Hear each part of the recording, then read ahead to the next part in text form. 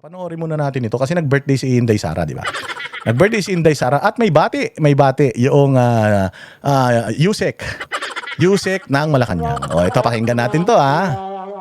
Humabol ng greeting si Palace Press Officer Yusek Claire Castro para sa 48th birthday ni VP Sara. Sinagot din niya ang mga bagong tirada ng kapatid ng bise. Yan ang agenda report ni Ivy Reyes.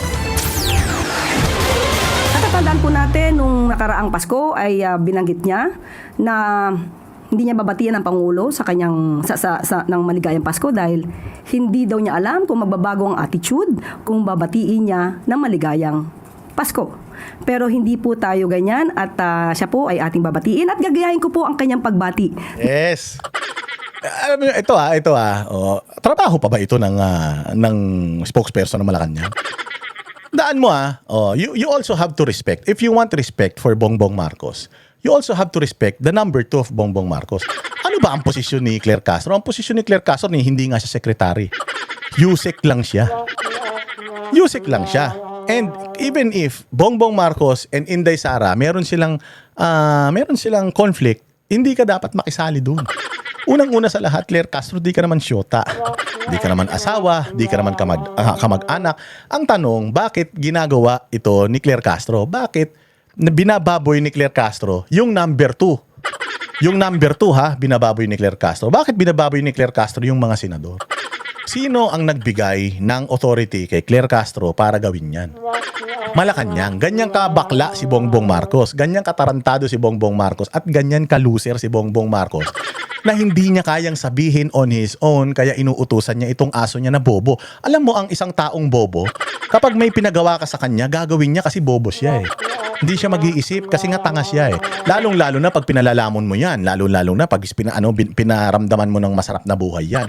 Hindi na yan mag-iisip. Lahat ng paggawa mo dyan, kahit suminghot ng utot na panis yan, gagawin ni Claire Castro yan, ganyan. So ito, ang gagawin niya rito, babatiin niya si Vice President Inday Sara Duterte ng pababoy. O ito, para mainis kayo. Gusto ko kayo inisin eh.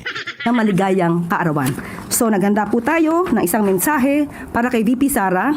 Happy birthday, VP Sara. O, diba? Binago niya. Nakalagay kasi dyan, Ram Madriaga. O, sabi natin niya, akala niya cool na cool siya. Alam ninyo, sabi ko nga, kung ako media, I will be disgusted na ang isang spokesperson, tinan ninyo minamaliit ninyo yung mga vloggers, minamaliit ninyo yung mga content creators, minamaliit ninyo yung mga social media personality. Pero sinong kinuha ni Bongbong Marcos? Bagamat abogado ito, itanga naman to. Pero isang social media personality yung kinuha niya bilang attack dog niya.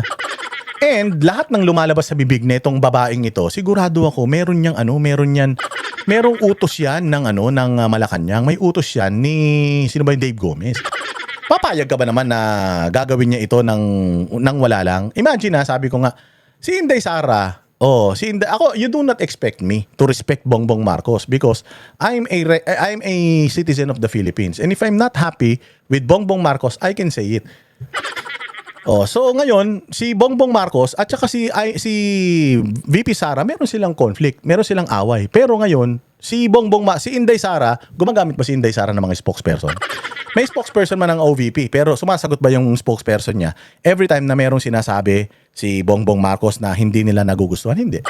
Kasi ang trabaho ng isang spokesperson, lalong-lalo na, halimbawa sa Office of the Vice President, magaling yung spokesperson ng Office of the Vice President, ang trabaho niya is to convey kung ano ang boses ni Inday Sara in her absence. Kung hindi kaya magsalita ni Inday Sara dahil she's doing something, she's busy, yung spokesperson, yung magsasabi nung posisyon ni Inday Sara. So anything na lumalabas sa bibig ng spokesperson, yan din. Alter ego yan ng presidente. So yan din yung lumalabas sa presidente. Ginagawa ba ito ng matalinong abogadong spokesperson ng OVP? Hindi. Kasi hindi niya trabaho 'yon. Pero tingnan mo, ginagawa ito ni Claire Castro. Binababo niya si Inday Sara. Wala siyang respeto kay Inday Sara. Tapos gusto niya irespeto ni Inday Sara si Bongbong Marcos. Siya hindi rin naman siya marunong rumispeto. Ito pa nakakatawa dito mga bossing. Galit na galit sila kay Pangulong Duterte noon. Kasi si Pangulong Duterte bastos. Si Pangulong Duterte crass. Yung kanyang bibig. Mura siya ng mura. Ayaw daw nila ng hindi statesman na presidente. Si Pangulong Duterte ayaw nila kasi baboy, bastos, ganto, ganyan. Lahat na lang sinabi, squatter, Pero bakit tinatangkilik nila yung ginagawa na ganito ni Claire Castro? Akala ko ba ayaw nyo sa bastos? Di ba yung mga dilawan? Gusto nila malinis, gusto nila maayos, gusto nila malaanghel. Pero bakit pumapayag sila at bakit tinatangkilik nila itong ginagawa ni Claire Castro na ganito? Bakit? Dahil galit kayo kay Inday Sara? Dahil threatened kayo kay Inday Sara? Because again, if Inday Sara is nobody, if Inday Sara is not a threat, bakit ginagawa ito ni Claire Castro? Imaginein mo meron kang presidente, ang kapal na mukha nito ni Claire Castro Siya ang spokesperson ng presidente, tapos negative 15. Negative 15 ang survey, latest survey ni Bongbong Marcos since March. Tapos ginagawa niya pa tong mga bagay na to. So ibig sabihin talaga, wala silang pakialam whether magalit ang taong bayan sa kanila. Ang importante sa kanila, makapambaboy sila. Ang hindi lang talaga dito, ang nakakatawa lang talaga dito is this very same organization, people, mga pare, mga madre, mga linis-linisan, mga alta de sosyedad, mga first class yayamanin, mga edukado, di ba? Tinatangkilik nila yung ganitong pambabastos ng isang USEC sa isang vice president. Anong mangyayari sa bayang Pilipinas kung ang USEC hindi niya kayang irespeto ang isang vice president?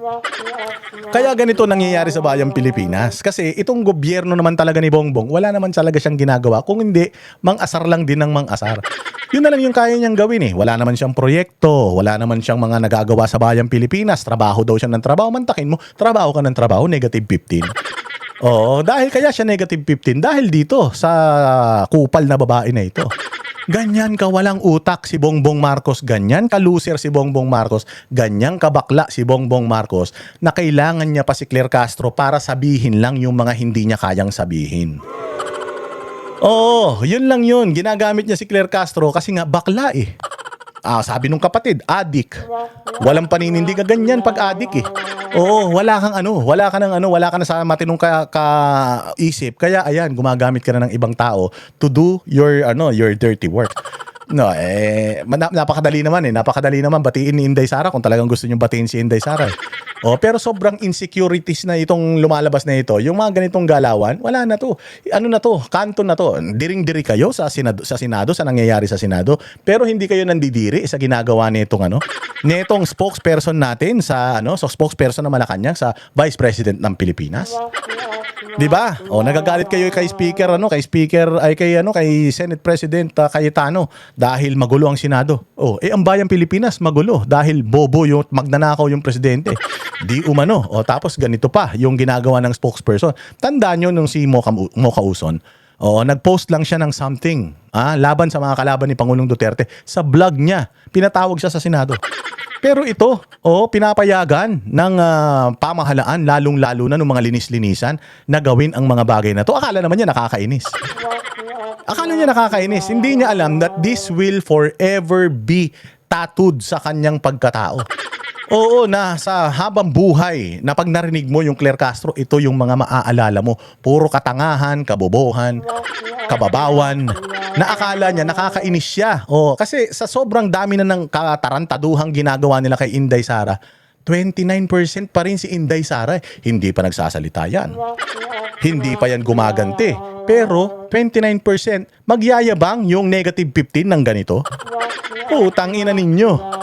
Wala. Sabi ko nga, pinili ko to kasi gusto kong makita kung maiinis ba ako sa kanya. Hindi. Actually, naaawa na ako sa kanya. Kasi may anak yan, may pamilya yan, may asawa yan. Mantakin mo. Diba? Araw-araw, ito yung nakikita mo. Araw-araw, nakikita mo yung nanay mo nagwawalwal sa mga press briefer niya. Ikaw asawa ka, makikita mo. Sa bagay, busog siguro yung asawa niya. Busog na busog siguro, damay din siguro sa sa mga bonuses, ganyan. Kaya siguro pinababayaan nila. Pero wala na ito. Kung ako anak nito, sabi ko nga sa inyo, wala na. Kung ako anak nito, sabi ko sa inyo, isoswap ko sa sandok to O kaya sa kawaling butas. Kasi mahihiya talaga ako na nanay ko ganito, asawa ko ganito, putang ina, iwanan ko yan. Kasi ibig sabihin, abnormal yan. Mga ganyan tao, diretso natin. Ito ang bati ng Malacanang kay Vice President Sara Duterte. Akala niya nakakatuwa. Nakakatuwa ba yun?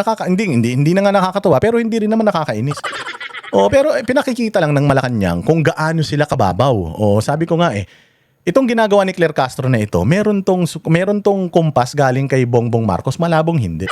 Oh, so tama pa ba ito na ugali ng ganyan ka incompetent si Bongbong Marcos kasi pumapayag siya na he is being represented ng isang baliw. Isang baliw na parang walang pinag-aralan na hindi niya alam kung ano yung meaning ng kanyang trabaho. At isa pang bobo diyan si Dave Gomez. Kasi bakit mo papabayaan na yung napakagandang reputasyon ng Presidential Communications Office maging palengke? 'Di ba ayaw niyo sa chief, ayaw niyo sa masa, pero kumuha kayo ng USEC, spokesperson, binabayaran ng taong bayan para gawin yan. Bastusin ng mga taga-gobyerno. Yan trabaho ng USEC, ang trabaho ng spokesperson, i-convey sa atin yung mga magagawang nagawa ni Bongbong. Walang nagawang maganda. Kaya nangaasar na lang sila ng nangaasar. At pakikita ko sa inyo mamaya kung bakit insecure ang Malacanang kay Inday. Para sa kanyang 48th birthday nitong nakaraang linggo, makikita ang hawak na screenshot ni Palace Press Officer Claire Castro ay galing sa video ng bise para sa nagpakilalang bagman umano nito na si Ramil Madriaga. Iprenesenta ang naturang video greetings sa House Justice Committee proceedings ng Totoo lang, kung ako matino akong media, kung ako hindi ako bayaran na media, I will condemn this. Kung ako matino ako na politiko, I will condemn this. Kasi hindi talaga tama na binabayaran ka ng sweldo ng taong bayan tapos binababoy mo yung pangalawang pangulo. Okay lang kung private person ka. Halimbawa ako, babuyin ko si Bongbong, okay lang. Hindi ako kumukuha ng sweldo galing sa pera ng taong bayan Pero kung ikaw, pasweldo ka ng taong bayan, palamunin ang buong pamilya mo ng taong bayan, lahat ng rangya na nakukuha mo ngayon galing sa taong bayan, hindi tamang ginagawa ito mga boss. And ganito kabobo, and this is a reflection of how stupid, how dumb, how low ang IQ ni Bongbong at nung asawa niya.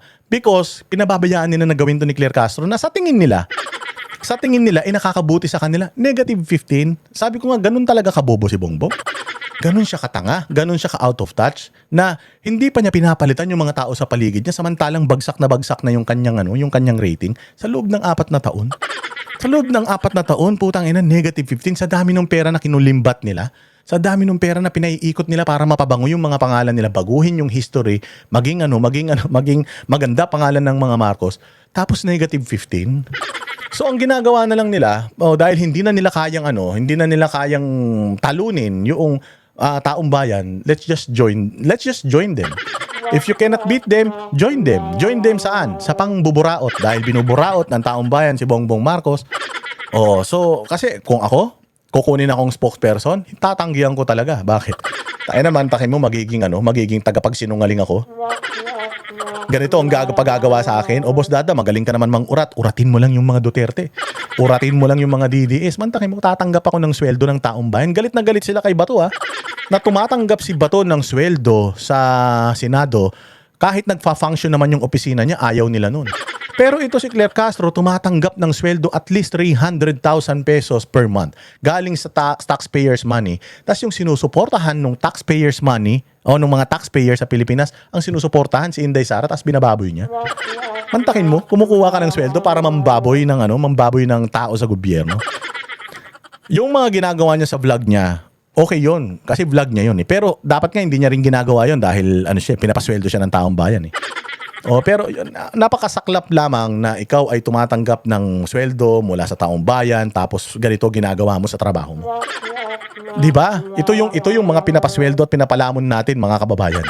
Kaya sabi ko sa inyo, magsilbing aral talaga ito sa inyo. Itong pagboto ng mga matitinong tao. Kasi kapag naglagay ka ng tao na kasing bobo ni Bongbong Marcos, kasing walang kwenta ni Bongbong, kasing walang silbi ni Bongbong, kasing tanga niya, kasing inutil niya, at kasing magdanakaw niya, di umano, at kasing adik niya, di umano.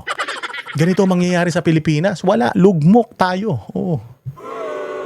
niyang impeachment case. Pinabulaanan din ng palasyo ang pahayag ni Congressman Paulo Pulong Duterte na without the help of his sister, President Marcos would not have won by the margin that he did. Totoo naman. Ito, no-brainer man ito. Sinabi kasi sinabi rin naman ni Marcos. Sinabi rin naman ni Marcos na pinakatamang desisyon niya kaya siya nanalo. Yung makipagtahandim siya kay Inday Sara. Sinabi naman ni Bongbong yun. So, inulit man lang ito ni Pulong Duterte na without Sara Duterte, you would not have won by the margin that you did. Talaga naman. Bakit? My goodness. Ilan lang ang boto ni Leni Robredo noong siya ay tumakbo kalaban si Bongbong Marcos noong vice presidential election, nilampaso siya ng housewife. Sino man lang ba si Lenny? Hindi man kilala si Lenny. Widow lang naman siya o byuda lang naman siya ng isang hindi man magaling na tao yan si Jesse Robredo eh. Nagchichinelas lang naman yan si Jesse Robredo pag pumapasok sa opisina kaya sumikat eh. Umantakin mo ang naging gimmick lang ni Lenny Robredo noon, nagko-commute siya pauwi ng Bicol. Tapos tinalo niya si Bongbong Marcos by a huge margin.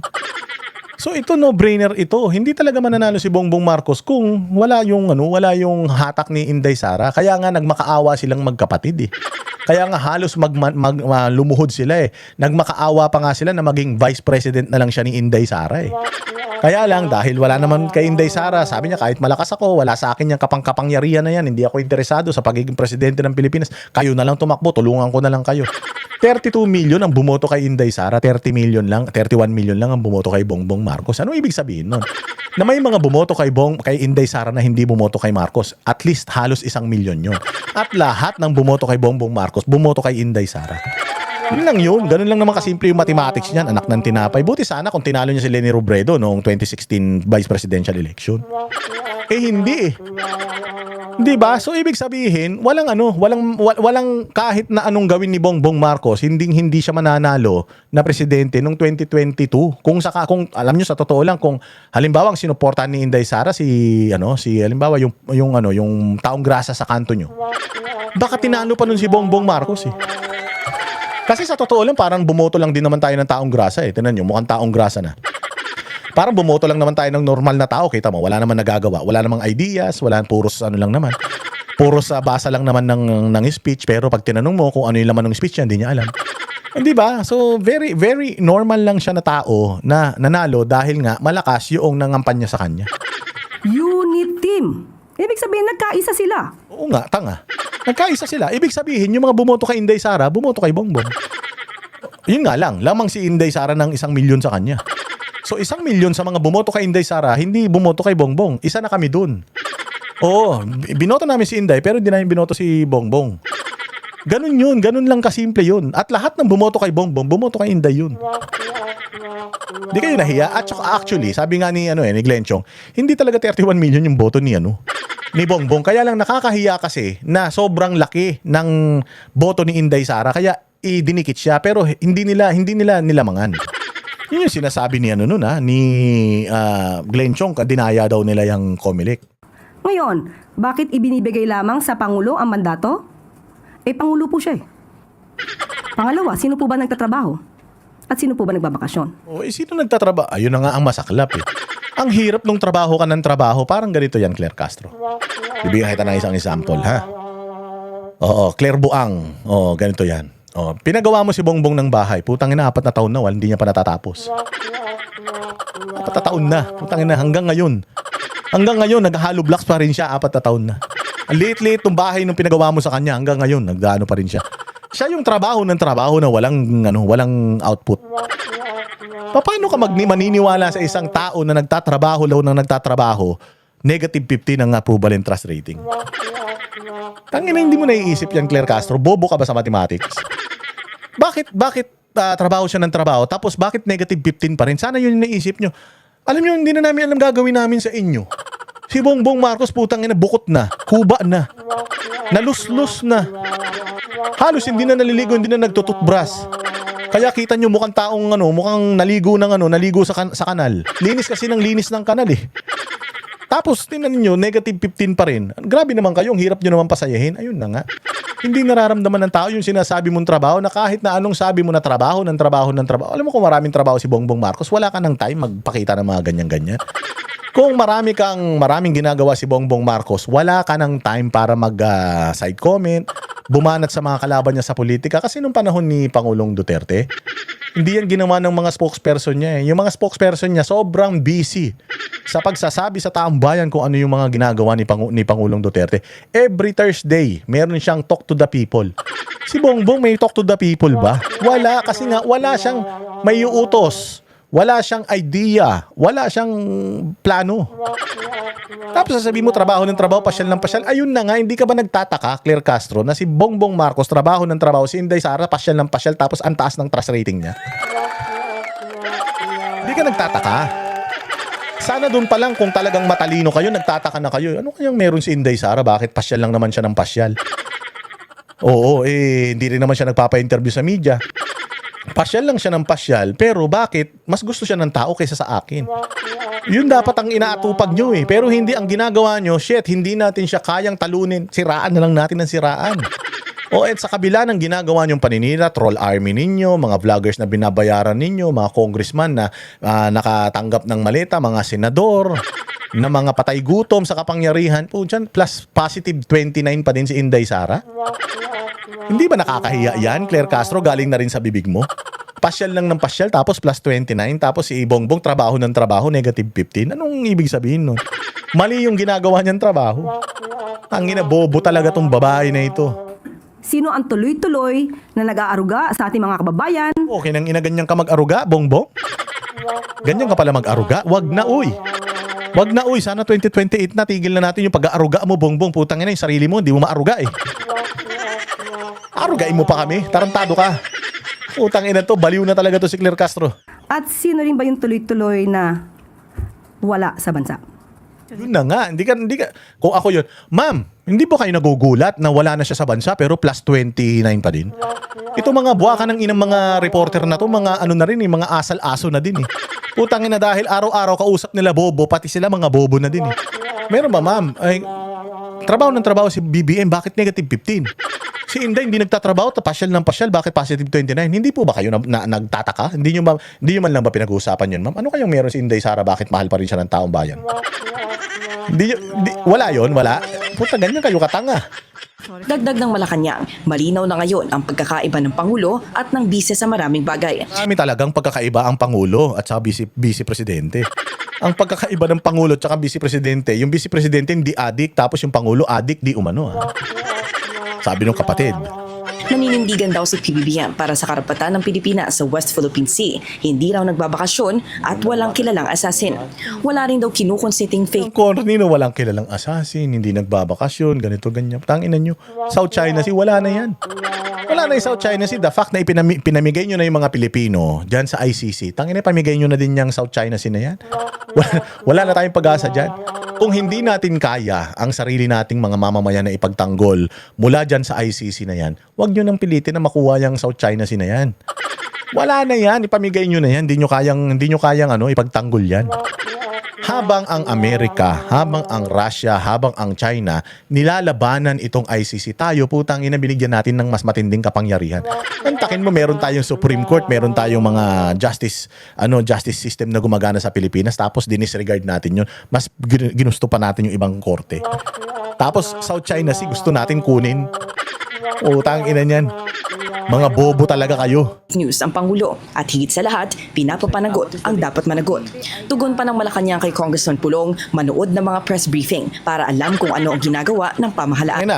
Kami nga nanonood ng press briefing, wala ka namang ginawa dyan, kundi awayin lang yung mga Duterte. Yan ang panatero, walang inuurungan. Pag tama palakpakan, pag